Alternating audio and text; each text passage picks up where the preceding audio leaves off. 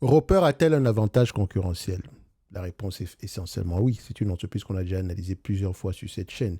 Si vous ne connaissez pas Roper, alors que vous connaissez CSU, franchement, ça veut dire que vous n'avez pas fait vos devoirs. D'accord? Parce qu'une entreprise s'analyse par rapport à ses clients, ses concurrents, ses fournisseurs.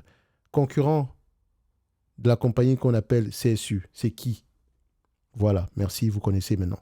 So, on va aller droit au but. C'est une entreprise qui devrait se négocier à 20 fois les bénéfices. Ça fait 529 dollars moins la dette nette. La dette nette actuelle est de combien? Elle est à peu près aux alentours de 109 dollars. Donc, 109 moins 130. Enfin, disons 110. Ça fait à peu près 420 dollars. Ça sera mon target price. Donc, quand je vais dans ma watchlist, je prends essentiellement mon Roper. Je mets à peu près dans ma watchlist actuelle, je mets 420 dollars. Alors, donnez-moi juste un instant. On va mettre 420 dollars. La vidéo n'est pas terminée. Hein. Calmez-vous. Respirez. OK? Parce que l'analyse quantitative, c'est la partie la plus facile. Ça nous a pris combien de temps? Moins de 5 minutes, n'est-ce pas? Pour ne même pas exagérer. Je ne sais même pas si on a atteint la minute 0,3. Parce qu'en fait, une entreprise s'apprécie essentiellement, majoritairement par rapport à sa qualité. Donc, je mets ici en target price 420. La dernière fois, on était à 423. 420, 423, c'est la même chose. Ça aurait même pu être 450, que ça aurait été la même chose. Je mets X20 BNF 2028. Boum. Et je change la date à today. Ça marque donc que l'entreprise est intéressante. Mais on achète uniquement des entreprises qui ont un avantage concurrentiel.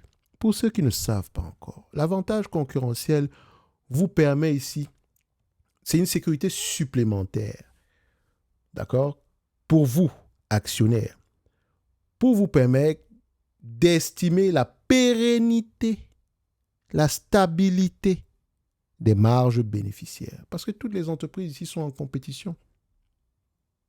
Or, pour qu'une entreprise puisse maintenir ses marges, il faut qu'elle fasse quelque chose que les autres ne peuvent pas faire aussi facilement. Et donc, quand je lance ce prompt de base, qui est essentiellement disponible dans le bootcamp qui commence le mois d'octobre 2026, et je rappelle une chose, si vous regardez cette vidéo le 18 du mois de août, allez regarder ici. Après ça, bon, cliquez quand même, parce que ça sera différent chaque semaine, ok? Et chaque semaine, ça va être de moins en moins intéressant pour vous, on va le dire comme ça. So, je reviens ici. Roper, wide mode, direction stable, essentiellement switching cost et production à bas coût. Point à la ligne. Et vous allez remarquer une chose. Toutes les compagnies dans le secteur des VMS ont le même type de mode. Oui ou non? Parce que c'est un VMS, c'est un concurrent ici de CSU. Ça ne chauffe pas. OK? Vous avez le target price. Vous avez ici le type de mode. Maintenant, à vous de déterminer si c'est une entreprise qui mérite votre attention ou pas. Dividende, si elle voulait distribuer la totalité des bénéfices nets en dividende, vous aurez eu combien? 5,49%. Aujourd'hui, c'est 0,93%. Ce qui veut dire que le dividende peut continuer à croître. OK? En supplément de ça, une entreprise comme Roper, oui, elle distribue un dividende, mais elle peut également racheter des actions. Est-ce qu'elle le fait? Regardez juste. Saspocalypse. Incroyable. Si vous avez cru au Saspocalypse, les amis, vous avez besoin de faire le bootcamp. Vous en avez réellement besoin. Ne me croyez pas sur parole. Venez me croire l'année prochaine, ça sera tant mieux pour moi, de manière générale. Ça peut sembler arrogant, mais je sais que ça fonctionne de manière générale. Dans le sens où le bootcamp vous aurait permis de voir les entreprises pour ce qu'elles sont réellement. Pas en fonction de l'IA va nous tuer, on panique, machin. Vous avez vu une entreprise qui rachète 8% de sa base d'actions installée. Regardez vous-même. On avait 110 millions d'actions à peu près aux alentours de 2025, octobre. Aujourd'hui, c'est 100 millions. 10 millions d'actions rachetées. Admettons même que la valorisation était aux alentours de 400 dollars. Ou même de 500 dollars. Enfin, disons même 400 dollars. OK? Ça veut dire ici que cette compagnie à dépenser pour acheter 10 millions d'actions. Ils ont dépensé près de 4 milliards.